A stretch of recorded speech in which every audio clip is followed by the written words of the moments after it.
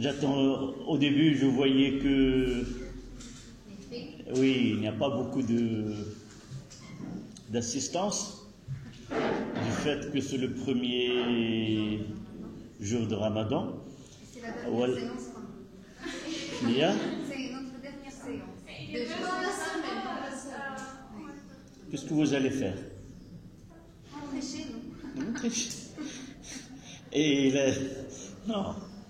Ce qui reste, les réactions d'oxydoréduction sont, et même le champ magnétique, ce sont des leçons que vous aurez besoin énormément l'année prochaine. Ça, j'ai jamais entendu de tels propos des élèves de première année sciences maths. Normalement, là, j'ai le cahier de mon fils et ils sont arrivés jusqu'à le champ magnétique. Ils ont fait l'oxydoréduction et le dosage direct. Ces leçons-là sont essentielles pour l'année suivante. Donc, vous n'allez pas faire grand-chose, c'est vous. Au moins, ici, vous pouvez perdre 1h30 quelque part sans rien faire. Donc, vous avez un programme qui est très important, essentiel. Ça facilite beaucoup la compréhension des leçons de l'année prochaine, surtout les leçons qui restent, l'oxydoréduction, le dosage direct. C'est le dosage, ce sont les premières leçons de première année, ce sont les réactions d'oxydoréduction, comment peut-on suivre le suivi temporel des transformations chimiques. Donc, vous avez beaucoup de temps à gagner, mais pas aux dépens de la physique et chimie. Ça, c'est essentiel. Donc, on s'est arrêté dans le rendement. Nous avons donné le rendement pour un récepteur actif. Il nous reste là, rendement, pour passer à un autre paragraphe.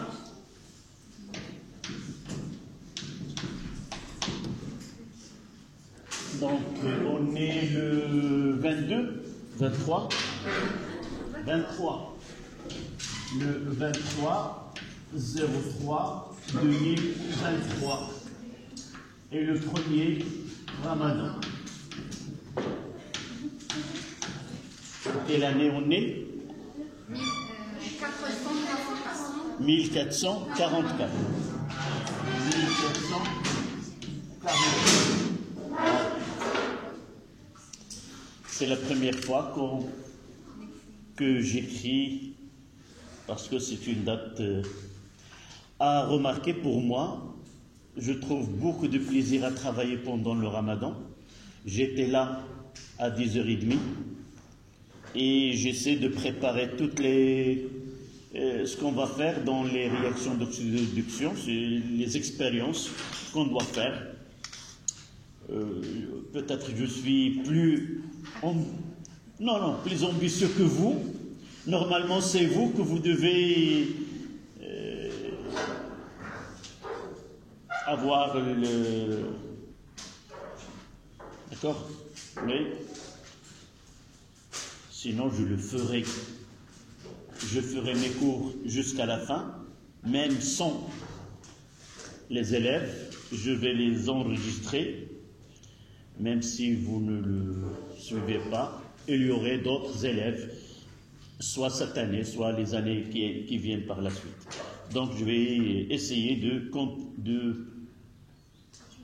continuer ce programme, surtout en langue française. Je l'ai en arabe, c'est déjà fait, ça fait des années, mais celui-ci, je vais essayer de le compléter jusqu'à la fin, jusqu'à où les cours s'arrêteront.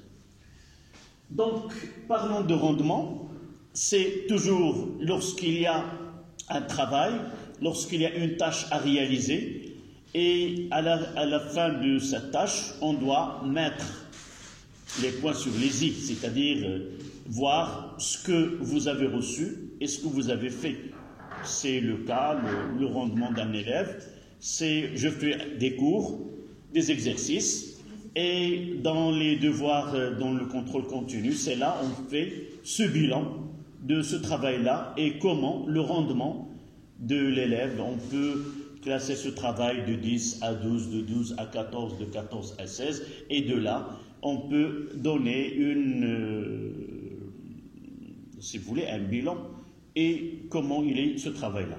Donc nous avons des récepteurs actifs, c'est-à-dire ils consomment de l'énergie électrique et réalisent des tâches autres que l'effet Joule. C'est le cas de moteur et aussi le cas d'un générateur. Il dispose de l'énergie électrique, il donne cette énergie au profit de circuits. Combien si vous voulez, quelle est cette énergie qui est relativement, en la comparant à celle dont il dispose. Donc pour un récepteur, nous avons fait un récepteur actif, c'est-à-dire il reçoit de l'énergie nue. Elle réalise un travail utile et elle reçoit un travail ou de l'énergie électrique. À noter, dans la réalité, jamais un dipôle convertit la totalité de l'énergie qu'il reçoit en travail utile. C'est pour cela, c'est toujours ces rendements, il est inférieur à 1. Du fait que cet effet Joule, il est nuisible à tous les appareils qui fonctionnent en électricité. C'est-à-dire, on peut minimiser, d'accord, mais on ne peut pas l'enlever d'une façon catégorique. Donc, nul de ce rendement, ça dépend comment on le pose dans un exercice, on peut changer sa notation. Et nous avons arrivé à dire que E sur E' sur UAB, qui est égal à E' sur E' plus R'I. Et vous voyez ce R'I, c'est lui qui rend ce rendement qui est inférieur à 1. C'est la résistance, elle est presque nulle, on aura 1. Mais ce n'est pas le cas. D'accord? On passe maintenant au rendement pour un générateur. Là, c'est un récepteur.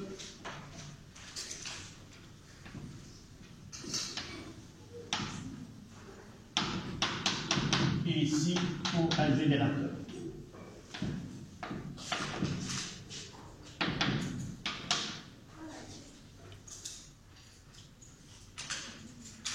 Le même rendement.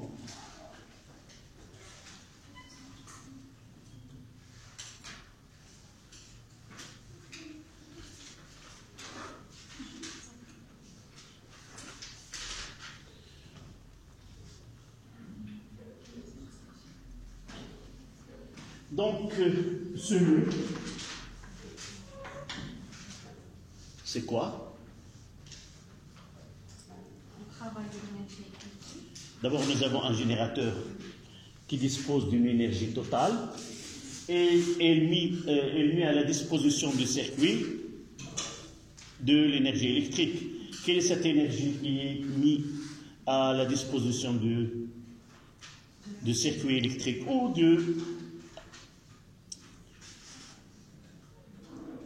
Quel est le lien entre le générateur et le circuit? Oui, ce sont ces deux bornes, P et M. Donc c'est UPM. Donc on va dire que c'est WPM sur W total. C'est ça le lien entre le générateur et le circuit. Et ceci c'est E moins R fois I. D'accord? Fois I fois delta de T sur E fois I fois delta de T.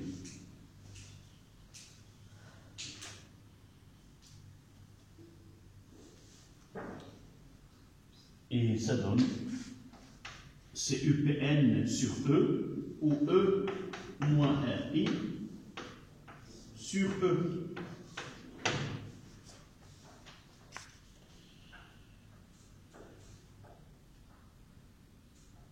que je fais, c'est exact. Donc c'est 1 mois.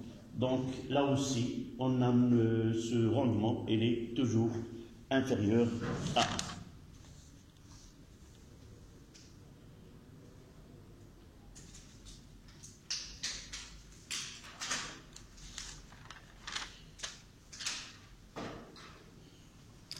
Voilà, donc on passe maintenant au bilan énergétique dans un circuit série et loi de Pouillet. Quel est le chiffre romain qu'on va utiliser? 3, donc 3.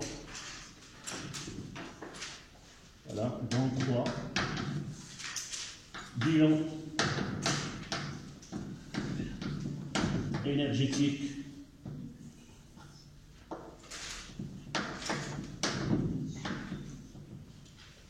dans un circuit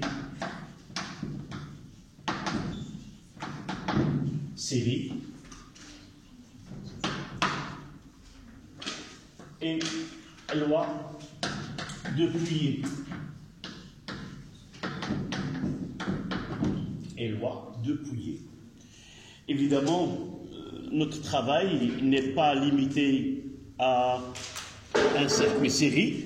Tout simplement, nous avons utilisé le terme circuit série parce que c'est lié à la loi de Pouillet. Mais le bilan peut être traité dans n'importe quel type de circuit électrique. Soit que les éléments soient en série, soit que les éléments soient en dérivation.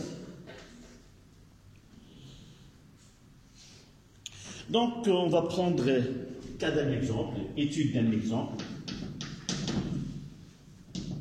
Étude d'un exemple.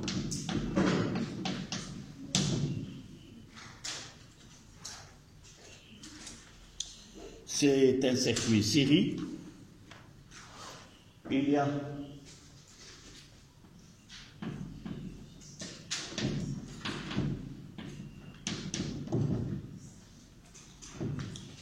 on utilise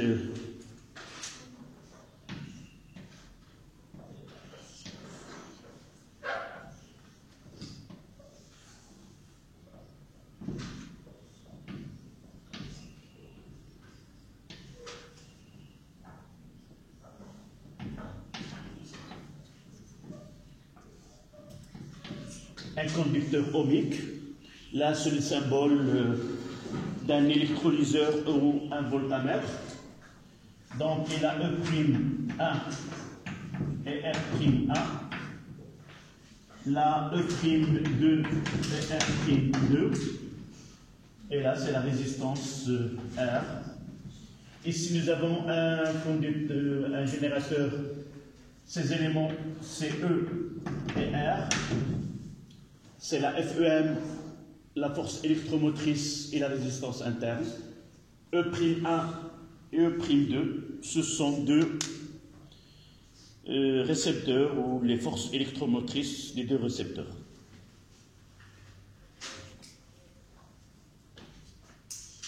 Donc on va essayer de dresser le bilan énergétique de ce circuit. D'accord ?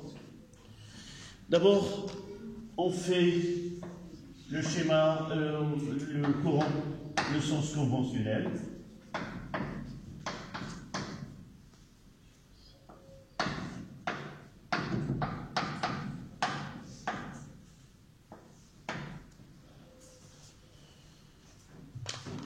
On représente les tensions au bord de chaque dipôle. Vous voyez, dans ce circuit, il y a deux types de dipôles. Lesquels? De façon générale. Ce que nous avons dit dans le... Voilà, deux types dipôles actifs. Dans ce cas-là, c'est le générateur. Et la tension entre ces bornes, elle est de même sens que du courant électrique. Ça c'est UPN. Mais pour les récepteurs, c'est toujours la tension. Là, je vais mettre des poids. Là, c'est l'SP, là, c'est A, là, c'est B. Voilà. Vous allez me donner la tension, celle-là. C'est U quoi? I.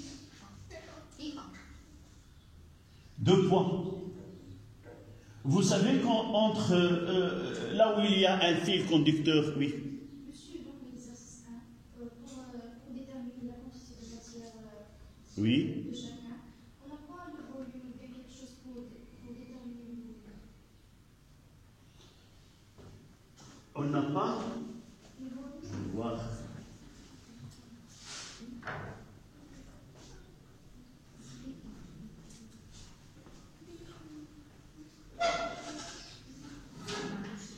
D'abord, cette leçon n'était pas présente.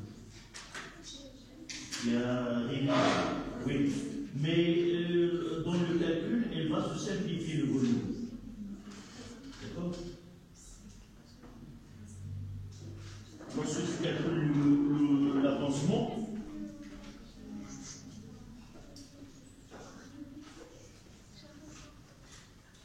donc, ce que nous connaissons de l'année dernière, entre 2 points d'un fil de connexion, on considère que la tension elle est nulle. C'est-à-dire ce point-là, elle est la même que celle-là. Donc cette flèche, elle part de quel point? De A vers... Là, la flèche.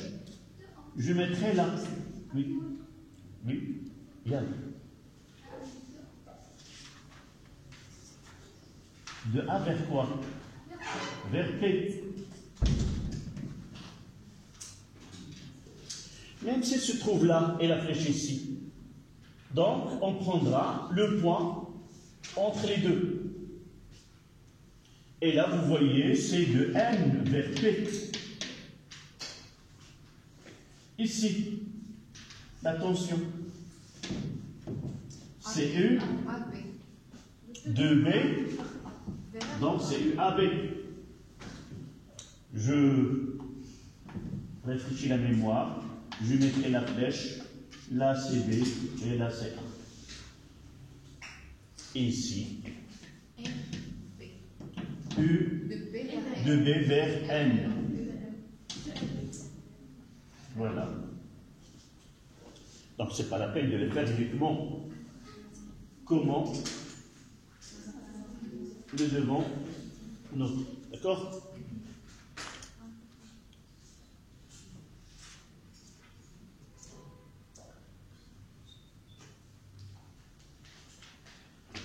Nous écrivons ces tensions-là. Nous commençons par UPM est égal à quoi? C'est un générateur, c'est E moins RI. Voici les éléments caractéristiques, c'est E moins RI. Et UPA. UPA, c'est un récepteur actif. UPA, c'est E'A plus R''A fois I. Et pour UAB, C est égal à E'2 plus R'2 fois I. Et finalement, UNB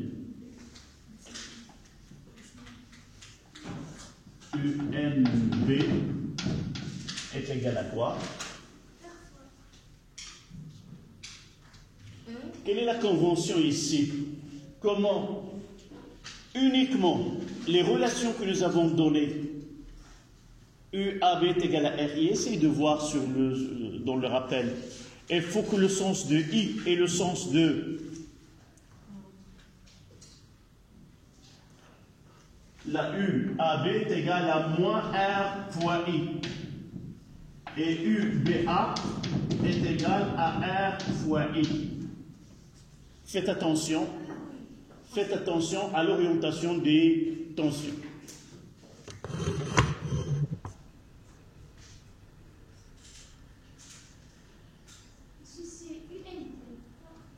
UNB, oui. UNB, et là c'est UBN.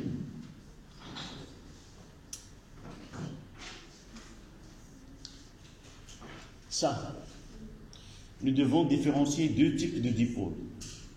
Les dipôles actifs, et nous avons dans notre programme que le générateur ou une pile. Toujours l'orientation, les relations que nous connaissons, E moins RI, E' plus R' fois I et RI dépendent de l'orientation. Ces relations-là doivent respecter pour les récepteurs, pour les générateurs, le même sens, et pour écrire là, c'est E'1 plus R'1, il faut que là, l'orientation dans le sens inverse. D'accord? Si j'ai le droit de représenter ainsi, mais je dois dire que cette convention, on l'appelle convention générateur. Cette convention-là, vous voyez, elle est la même que celle-là. C'est-à-dire les deux dans le même sens.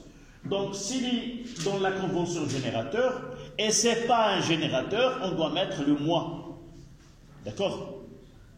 Ça, on le trouvera l'année prochaine de façon fréquente. Il faut faire attention, différencier les deux types. D'accord? Donc maintenant, on essaie de dresser le bilan.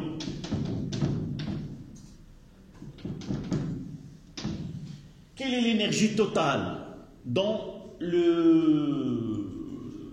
ce système-là qu'on étudie? L'énergie totale, elle est donnée, elle est conçue dans le générateur. Donc c'est W total, nous l'avons défini, c'est E fois I fois delta de T. C'est ça l'énergie totale que dispose le générateur. Que dispose le générateur.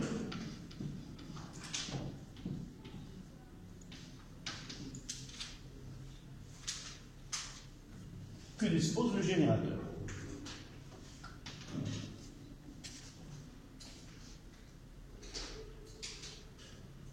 Donc, à part l'énergie totale que dispose le générateur, nous avons dans le circuit deux types d'énergie. Lesquelles? Généralement,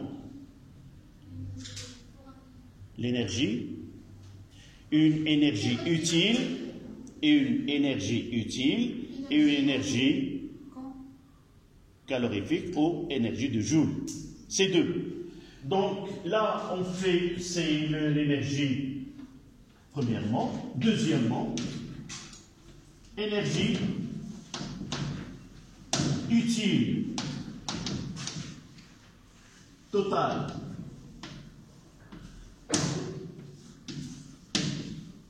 Énergie utile totale.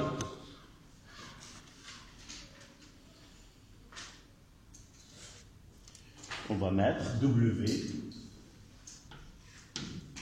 utile là, total est égal. Dans notre cas, c'est quoi? C'est W utile. Soit qu'on met cet astérisque, soit on met U1 plus 2.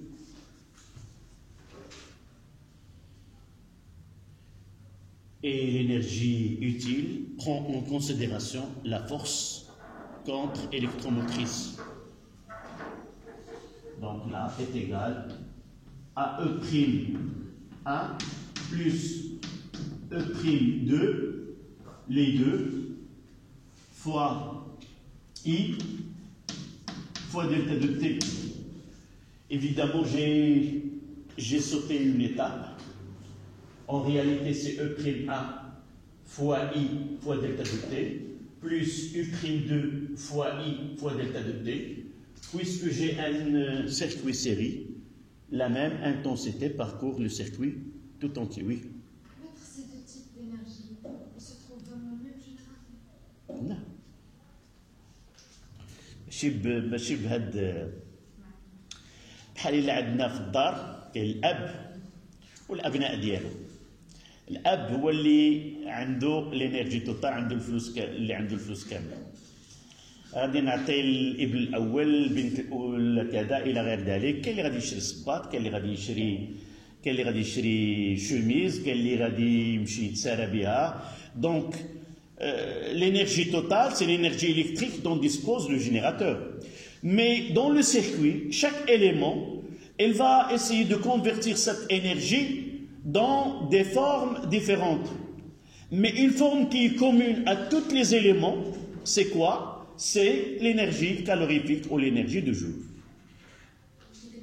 غادي نعطيك الفلوس، ماشي غادي كامله غادي تسافر هي، ولكن انت ضروري غتاخذ واحد النوع من الفلوس اللي غادي تاكلها، حتى الطفل الاخر، حتى الابن الاخر، حتى الابن الاخر. اذا الماكله هي مشتركه، كاملين غادي تشري وما تاكلوا، ولكن انت غادي تشري حاجه، الاخر يشري حاجه، الاخر يشري حاجه. سي لا ميم شوز. دونك ce générateur-là dispose d'une énergie électrique, et l'a mis en disposition de tout le monde qui est là. Tout élément, elle va s'échauffer. Ça, c'est inévitable. ما يمكنش درجة الحرارة ديال هاد العناصر المكونة للدار ما ترتفعش. Donc il y a un effet calorifique, sauf que dans le conducteur ohmique, à partir d'une température donnée, غادي نقراوها العام الجاي ان شاء الله، ce qu'on appelle dans le régime permanent. Dans un régime permanent, en réalité au début, cette énergie qui est reçue convertie en énergie calorifique, elle l'échauffe lui-même. Elle va s'échauffer le conducteur. Mais à partir d'un certain temps, lorsqu'il passe ce qu'on appelle au régime permanent, toute l'énergie qui est reçue est convertie en chaleur pour le milieu extérieur. Là, non. Une partie de cette énergie, elle l'échauffe, et une autre, elle la convertit dans un but qui est non calorifique, chimique ou mécanique. tout simplement. هادشي اللي عندنا في المقرر ديالنا. كل واحد كياخذ النصيب ديالو، وداك النصيب ديالو كل واحد كيدير فيه اللي بغا. غير هنايا عندنا ثلاثه ديال واحد ما يمكن يردها الا حراره، وعندنا المستقبلات كيدير واحد الحاجه نافعه حسب هو كيفاش مركب. ان الكتروليزور ولا شي حاجه غادي يحولها الى مثلا هاد لابيل هادي، الا حاولت انني نربطها مع واحد المولد، داك الطاقه غادي تتحول الى تفاعلات كيميائيه داخل العمود. Et la convertir en énergie autre que la chaleur, c'est de l'énergie chimique. On a l'énergie chimique pour un électrolyseur, on a l'énergie mécanique pour un moteur électrique. اللي تكلمنا عليه هو هذا. هادو هما الحوايج اللي عندنا في المقرر. كاينين d'autres dipôles qui peuvent faire d'autres choses, mais notre programme s'intéresse uniquement à ces deux formes. D'accord? Donc, on passe à l'énergie de Joule 3. Énergie de Joule. Et ce W de Joule total, ça sera. En réalité, c'est la somme. C'est la résistance totale fois I au carré fois delta de T. R, T, résistance totale. N'oublions pas que nous travaillons dans un circuit qui est sérique. On va voir dans les exercices, on peut avoir un circuit qui est en parallèle juste dans les exercices d'application. Et ça sera quoi ici? Ça sera R plus R'1 plus R'2 plus petit r fois I au carré fois delta de T. R total, la résistance totale du circuit, ou on l'appelle la résistance équivalente.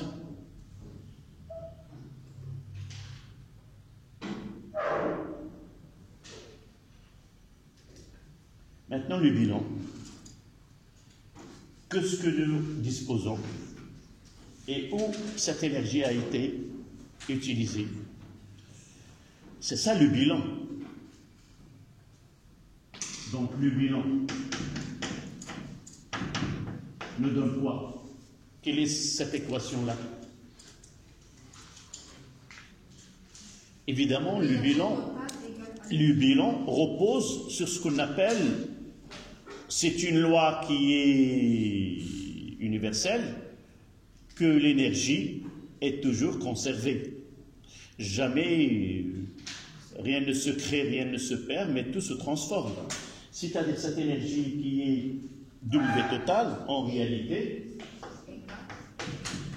est égale à W utile total plus W de joule total aussi.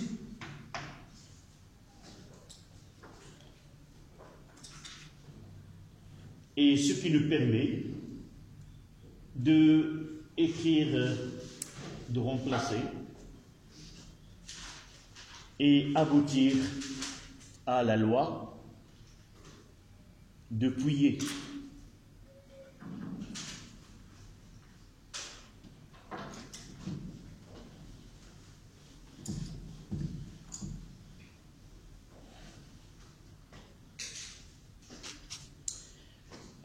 Sur le schéma que je viens d'effacer, j'ai représenté une flèche qui est dans le sens de I pour le conducteur ohmique, mais personne n'a rien dit en réalité.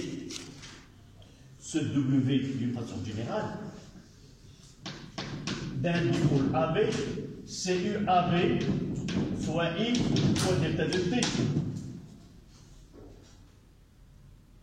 شي واحد ما طلع علاش كانت عندنا في الشيما c'est moins RI et nous n'avons pas remplacé dans ces écritures-là. Ça, c'est l'énergie reçue par un récepteur. Et par la suite, cette relation-là doit être comme ça. Là, c'est I et là, c'est UAB. C'est obligatoire. D'accord? Là, c'est I. Cette relation doit être suivie de ce schéma. D'accord? Donc, c'est une énergie que consommée, c'est-à-dire elle est positive. D'accord? Donc, remplaçons. Et qu'est-ce qu'on aura? C'est E fois I fois delta de T est égal à E' A plus E' 2 fois I fois delta de T, plus, je mettrai R total fois I fois delta de T. I au carré, oui. Est-ce que je l'ai mis ici? Oui. D'accord. Et de là, on aura, je vais simplifier par delta de T et I, j'aurai E est égal à E' A plus E' 2 plus R total fois I. Et de là, on tire l'expression de I. I est égal, c'est E moins E'A plus E'2 sur R total. Voilà l'intensité de courant dans un circuit série. Nous sommes basés sur la conservation de l'énergie dans un circuit pour arriver à cette expression. Donc, après 5 minutes, 3-2, on va donner la loi de Pouillet.